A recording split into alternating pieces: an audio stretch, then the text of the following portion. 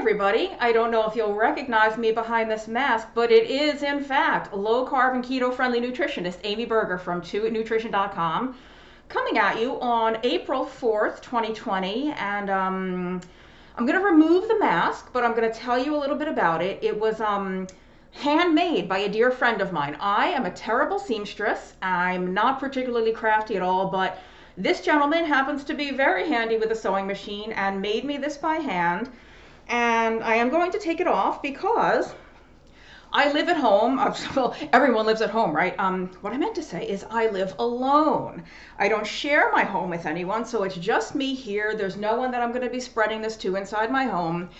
And I did wear this out for the first time. I've worn it a couple times here and there, but I went to the grocery store 2 days ago and I wore this, and the store was pretty busy actually, but there was only one other person wearing a mask, and I felt a little weird about it. But when I saw that other lady, I was like, right on. I didn't do that. I didn't do the little fist bump, but I looked at her and I said, good for her, because maybe we are setting an example for people out there, right? And I am certainly no expert in virology. I'm no expert in immunology. There's a reason I haven't done any videos on the COVID-19 virus yet.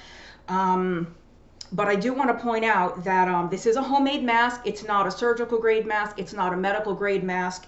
Is this mask intended to or effective for preventing me from getting the virus? No, absolutely not. What it is really meant to do is, number one, when you have it on, it keeps you aware of the gravity of the situation all around you. You can't forget that there is something very serious going on when you've got this on your face. The other thing, obviously, is it may keep you from touching your face, or if you are touching it, you're maybe not actually coming into contact with some of the mucous membranes on your body, with your mouth, with your nasal passages, whatever. And the other thing is, I, at least as far as I know, do not have this virus. Thank goodness. I have no signs or symptoms of it, but do be aware that just like many other illnesses out there, you can be infected. You can be a carrier and not even know it.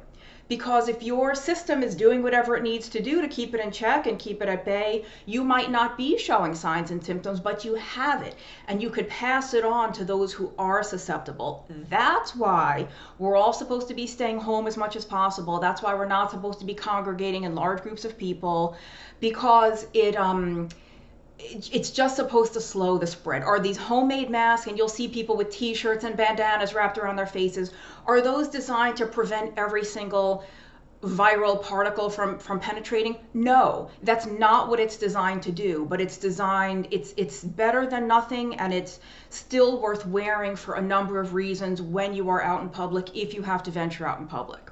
Okay, so let's talk a little bit about this virus, specifically how to stay low carb or keto during such a crazy upheaval. And I have to thank somebody who wrote to me who suggested this idea. What a great idea. She said that she was having a hard time. She's been keto for 2 years, and really for the first time, she's struggling to stick with it. She's having trouble like sticking to her fasting regimen. She's eating things that are off plan. And so let's talk about how to stick to a certain way of eating that you are deliberately trying to stick to be healthy. How do you do this when life throws you this enormous curveball? So, couple of sort of ground rules.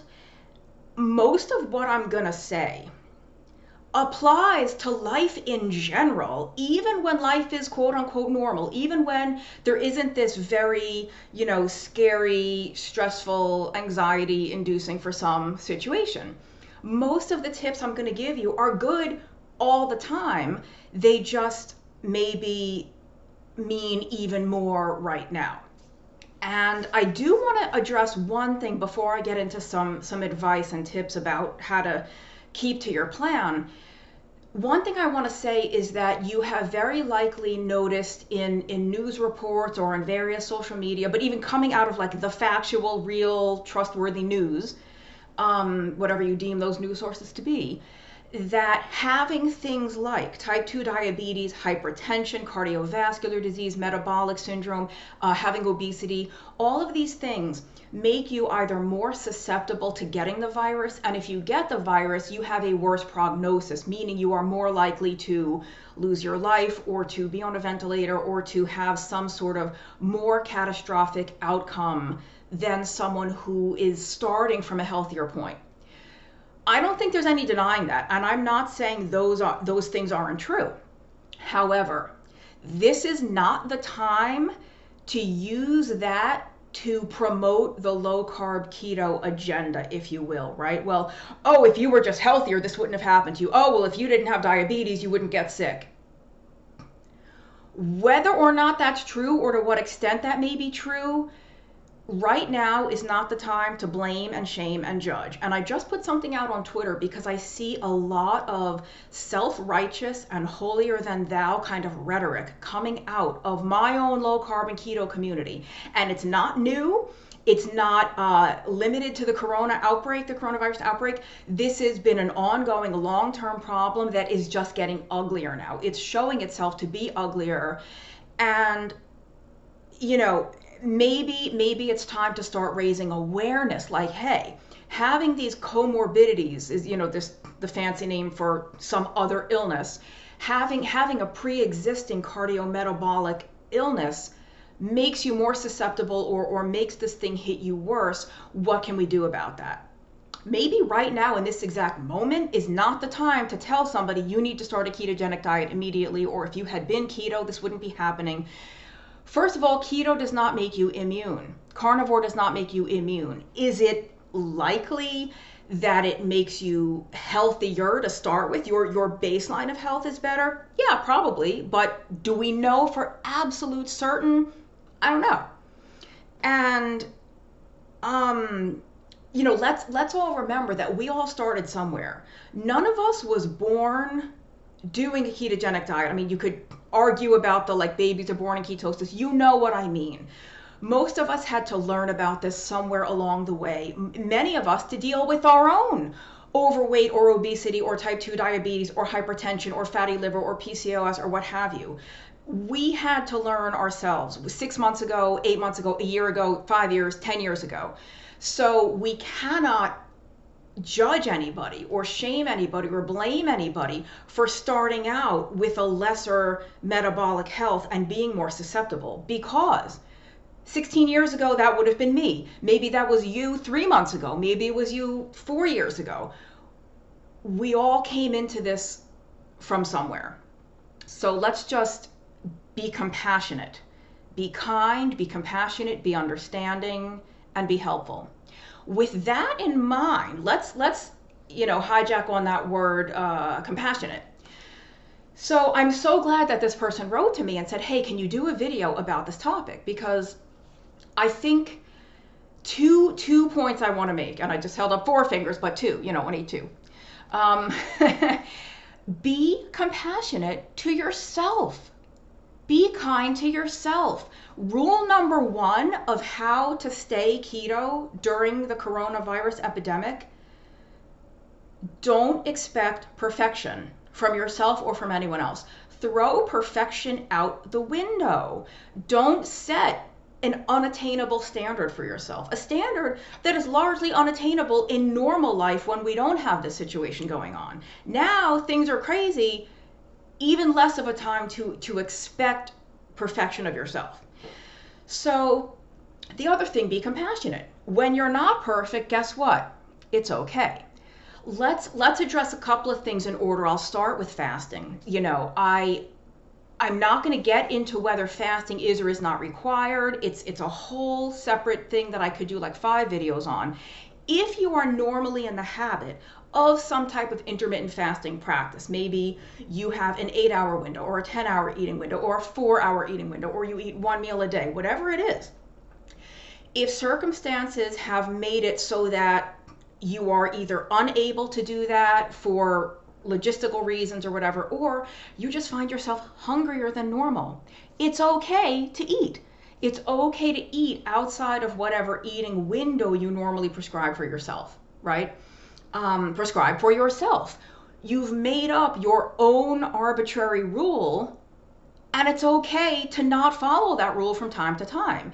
You cannot say, well, at 16 hours and 1 minute is when autophagy turns on. That's when my cancer prevention kicks in. That's when my everything gets better kicks in. But at 15 hours and 58 seconds, if I break my fast, then, oh, I'm in trouble. I'm in serious trouble now. I've ruined it all. It doesn't work that way. So if you normally eat 1 meal a day and now you find yourself eating 2 meals a day, it's okay. If you find yourself eating 3 meals a day, it's okay. If you find yourself snacking, it's okay. I even say this again, even in normal life, if you have a typical fasting practice, that doesn't mean you have to do it every single day. The metabolic effects that you are trying to get for overall wellness and health by going some period of time without eating are not completely negated if 2 or 3 times a week you have more than the 1 meal a day, or you have more than an 8-hour eating window. There's no exact math to it. It's all a spectrum. It's all a gradient. So don't feel guilty if you're eating more often than you normally do. Now, another issue to kind of address is that in some areas, grocery supplies might be limited, right? Your supply chain might be a little bit disrupted. It might be a little different than it normally is. Where I live in North Carolina, I haven't noticed this much at all. For a couple of days, the meat was definitely low. There was definitely a run on a lot of the animal food product. Right now, the 2 stores I go to most often are almost back to normal. It's a little bit limited. They don't have quite the selection they normally have, but it's kind of almost back to normal. And I actually work at a local farm, and we are, as farm workers, as food suppliers, we're actually considered essential. So I'm still at the farm once or twice a week. So fortunately, I have, access to plenty of meat. It's not cheap. That food is expensive, but I have plenty of access to it. Your situation might be different. You might be eating things off plan just because it's all you have available. Or if your ability to even go to the place where you normally get food, depending on your transportation situation, depending on whether or not you are even allowed to be out on the street. I know certain cities have very strict sort of like shelter in place. We're not quite at that level where I live, but some people are. Just like I said, don't expect perfection. Be compassionate with yourself. What was I going to say? There was a third. I don't remember. The point is, no, I remember. Do the best you can. And remember, I said most of what I say in this video applies to normal everyday life. Do the best you can under the circumstances you're in. And it's funny because I'm actually co-authoring a book right now with a fairly well-known keto doctor that we hope to have it out before the end of the year. And this is going to be a real book, like a book that you can buy at the store.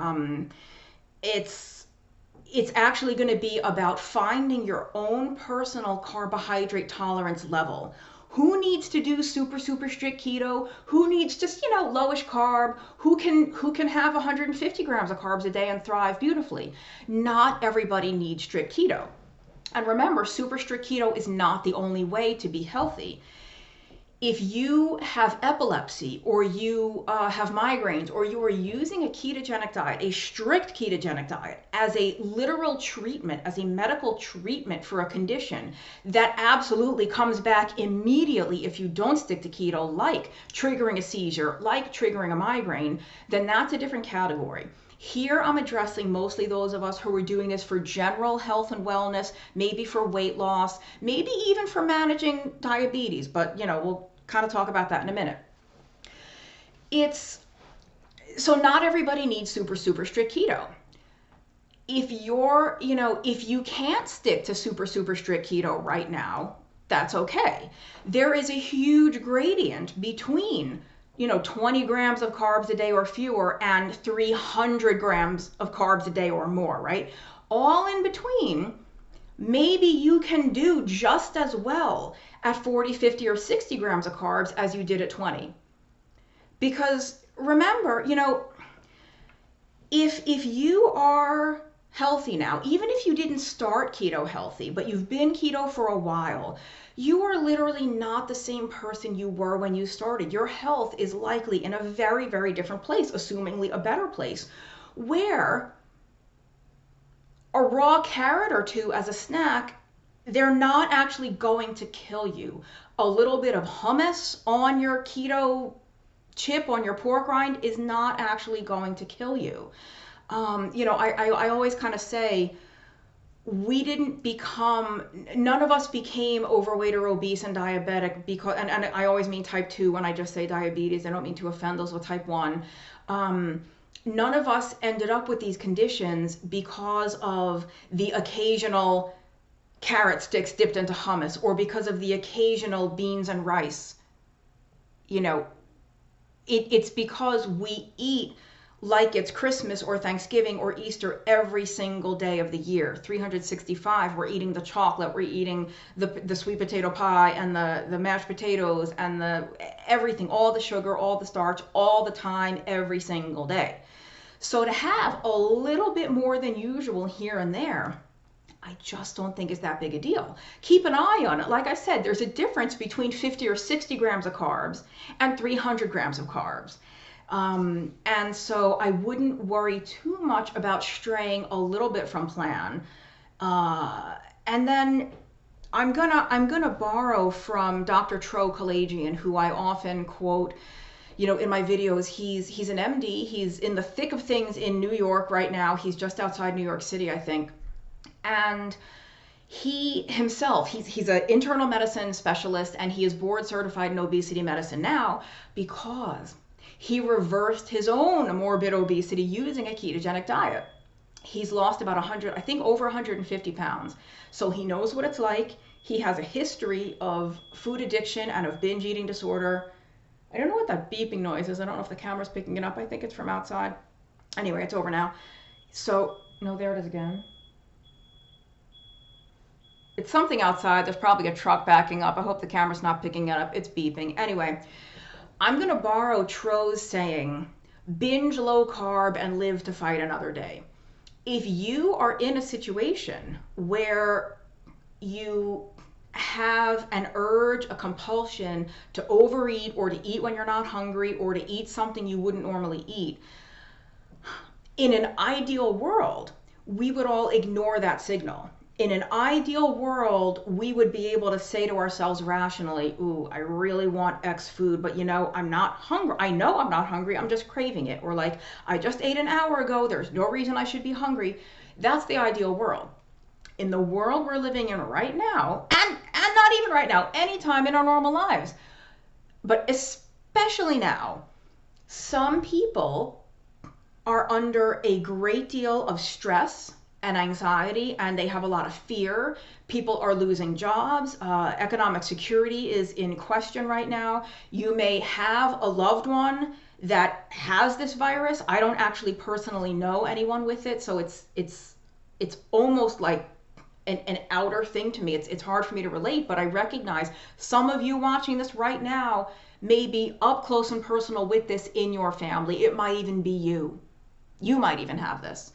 So anyway, the recommendations I'm giving right now are not for people currently living with the virus, right? This is just general. If you're keto, how are you going to do it during this situation we're in? And of course, this is not medical advice anyway. I'm a nutritionist. So, binge low carb and live to fight another day. What does that mean? Instead of reaching for the big bag of sour cream and onion potato chips, could you reach for the pork rinds instead? You want something salty, you want something crunchy, and can you get that salty, crunchy fix with something that's almost zero carb? It's not 0 calorie, it's not 0 grams fat, it's not it's not 0, but metabolically speaking, is it something that will be safer for you? Yeah. Chocolate. You're craving chocolate. Can you have some sugar-free chocolate?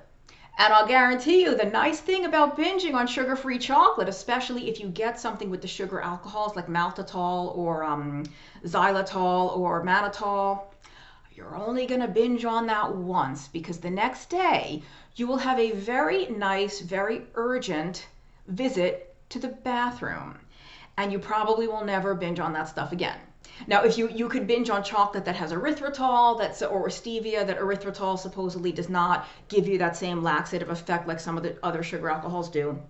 But so, can you eat a sugar-free candy bar? Can you have a chocolate protein bar or 2 chocolate protein bars? Can you manage this urgent seeming situation in your head, the food situation? Can you manage it by taking the lesser of 2 or 3 or 4 evils? Of the food choices at your available, what's the word I'm looking for? Whatever, within the choices that you have available to you, can you pick the thing that metabolically speaking is going to be the least harmful? That would be my recommendation. And again, in the ideal world, we would all avoid eating out of habit or fear or anxiety or stress or depression or boredom or uncertainty altogether.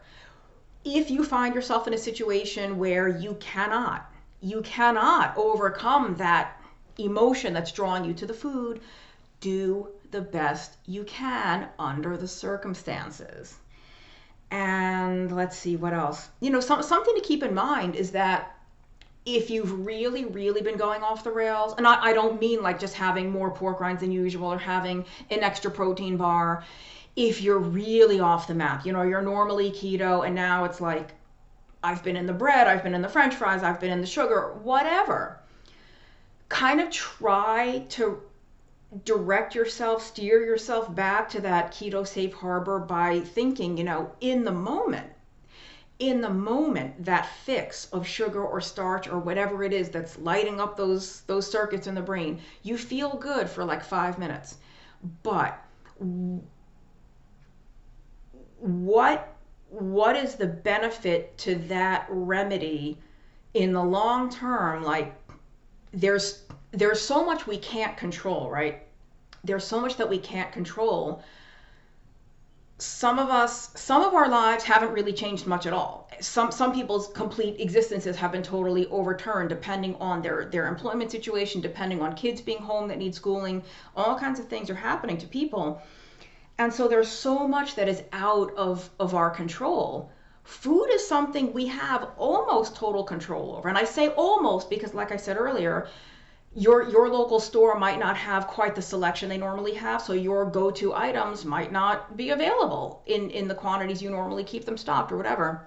But so food is almost entirely within our control. It's one way to exert control, to feel like you do have a say in your destiny.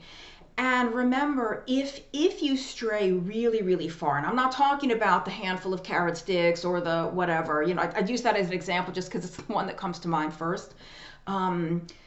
If your diet is way off the keto map, think about how much more difficult is this situation going to be to dig yourself out of when you've gained 10 or 12 pounds. Like now, not only is there all the other stuff coming down, all this other fear and uncertainty and all this, where's my paycheck coming from? Now I've regressed from where I started. I worked so hard to lose this weight or to reverse my type 2 diabetes or to get off this blood pressure medication, and now I'm back on it.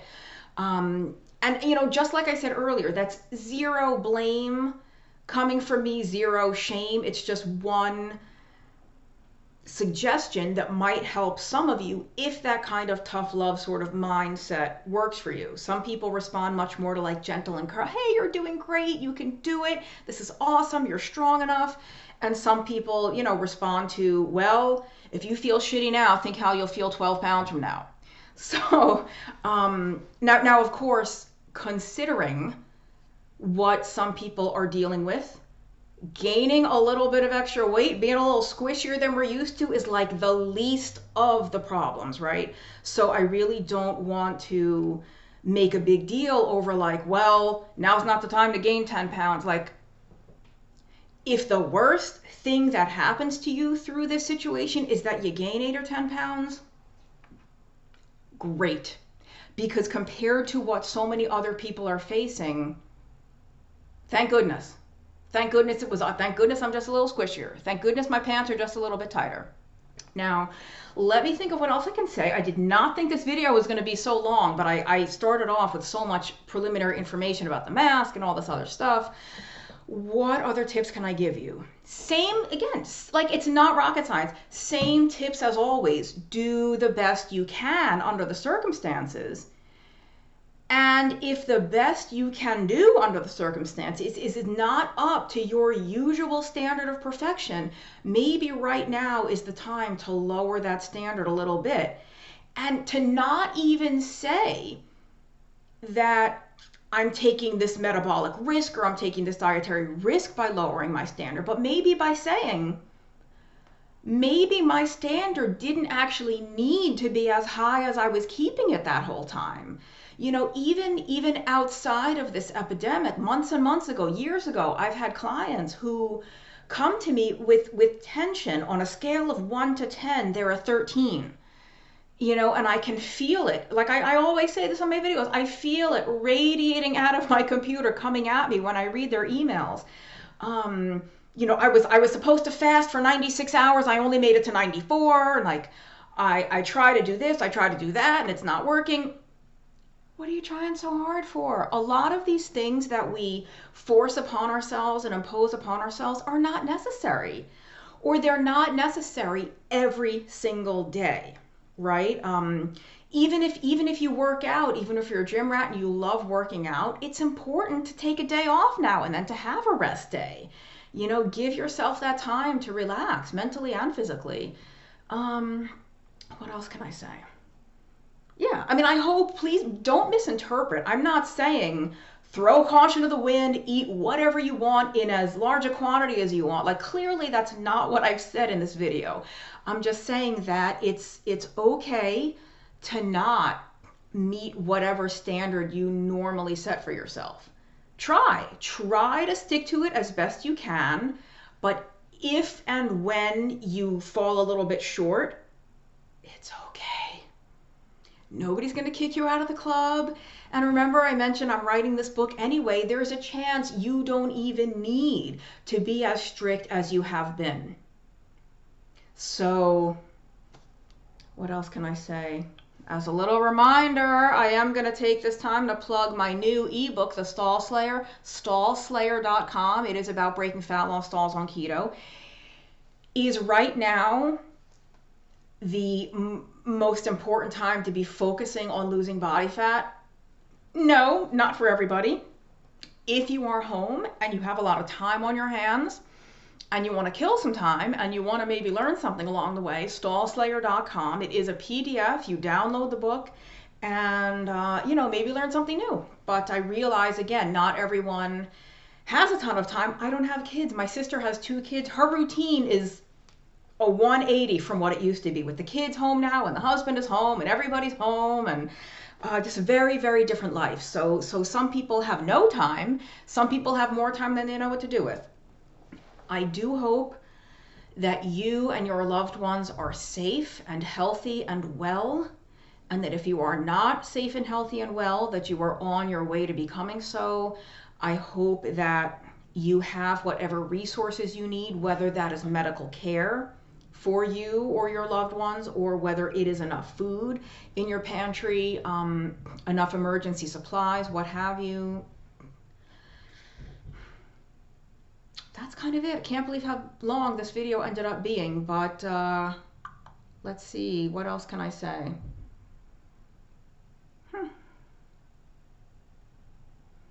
I mean, I could give you suggestions for keto foods to keep, but as long as your electricity is running and you have gas, or if you have a gas stove and your gas is running, this is not an emergency that's sometimes like people in an earthquake zone or a hurricane zone where they've lost power and they've lost the gas line and everything. If you can still cook and your fridge and freezer still work, then again, do the best you can at the grocery store to get your normal food that you would normally keep in the fridge, freezer, and pantry, and cook it yourself. You know, although, again, I keep making this video longer by thinking of more important things to say. I love to cook, but I do think it's also a very good idea right now to support local businesses. There are a lot of restaurants that are still open. You can't go and eat a meal there, but you can call ahead and go either pick your order up or they'll deliver it to you. Restaurants that don't even normally deliver will deliver now right to your doorstep. And sometimes they even have what they call contactless delivery. You pay ahead on the phone and they literally just drop it off on your doorstep and walk away. You don't even have to say hello to the person. There's not even any visual contact. So it's pretty safe, and it's a nice way to support those businesses and to help them stay in business. If there's a place to you that you like, that you frequent a lot, keep them in business. Order a meal. Or there's a little breakfast place that I like a lot that I don't feel the need to have them cook me food right now, but I might call and just say, hey, charge me for the meat lover's omelet and the side of bacon. I don't want it. Don't deliver it to me. Just charge me for it. I'd like to pay for the meal. I just give them the $20 or whatever it is. No skin off my back. So I think that's something nice to do if you have the means. Keep those businesses afloat. I'm sure their employees appreciate it. I have a friend that I follow on Twitter who's a restaurant owner. Not a good scene right now for the restaurant industry. So I guess that's it. Just remember, this doesn't have to be any different than your normal eating routine. If you are, however, eating out of emotion, eat the best foods you can out of emotion, try not to go too crazy. Know that you are most certainly not alone. I think it's happening a lot these days to people, and I don't really know what else to say. Don't feel guilty. Do the best you can, and there's zero guilt to be had. If this lasts a couple of weeks or a couple of months and you take a step or two or three back in your health or your weight, okay. When we're all through this, hopefully sooner rather than later, then you begin to take those steps back forward and reclaim that territory and keep moving forward. No big deal. Compassion, compassion, compassion for other people and for yourself. Don't try to be perfect, because you'll fail, and that's where the guilt comes in. You just do the best you can, commit to that. That's good enough by me. So that's it. Again, my website is 2itnutrition.com. You can also check me out at stallslayer.com. And I will see you next time. You guys, check out any one of the many tutorials online on how to make a homemade mask. You can cut up an old t-shirt. They have diagrams on how to do it. And yes, we all look like bank robbers, so that's a little weird. But other than that, it's not so much to keep us from getting sick, it's to keep us from getting other people sick. So like if I wear my mask and you wear your mask, we're actually both protecting each other. It's not so much this isn't designed to stop the virus particles from getting into me. It's designed to limit whatever I might be spewing out, which I know is, well, if it doesn't stop it from getting in, why does it stop it from getting out? Again, that's not really the full point of it. Sipping it. See you next time. Thanks for watching.